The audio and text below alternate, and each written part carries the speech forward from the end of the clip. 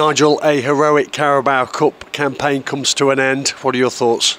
Feels a bit raw at the moment, tell you the truth. We haven't experienced this feeling since the end of last season, losing a game, and it's not particularly pleasant in such an important game. An opportunity to get through to the last 8. Didn't think we did ourselves anywhere near justice in the first half, and ironically I thought we started well in the second half, and the goal came from their first shot in that period, from distance as well.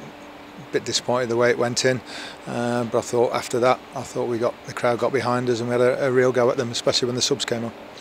It seemed like Mansfield just couldn't get into their usual rhythm. No, we didn't get into our stride at all in the first half. I don't know if it was the occasion. We went too long too early. We were a little bit panicked on the ball. Give the opposition a lot of credit the way they closed down, and also there you saw the extra little bit of quality and composure from League One players as opposed to League Two players.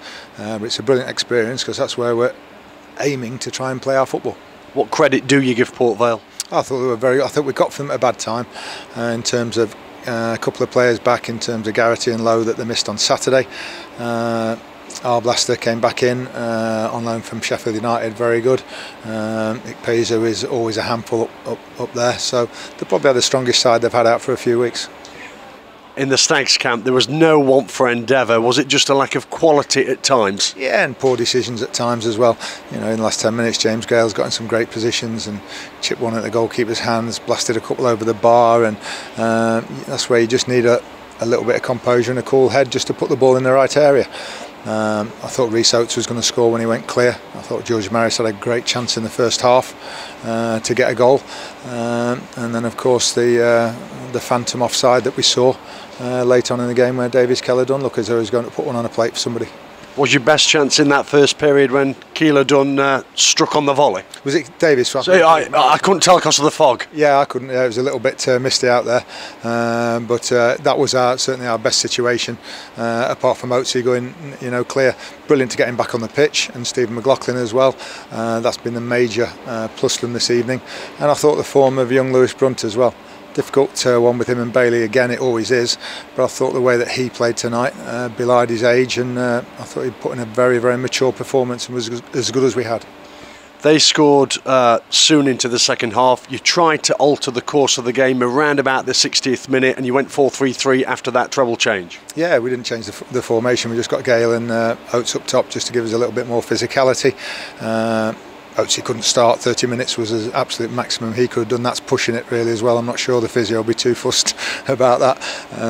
And Gailey, hustles and bustles, but need that bit of quality. We missed Lucas tonight, certainly up there, just to give us that focal point. And then Aidan Flint up the top for the last 10. Yeah, that was even more than that. I think it's the last 15. I thought 8 minutes was very light compared to the stoppages in that second half. So it's another thing we're going to have a chat with him and a look at.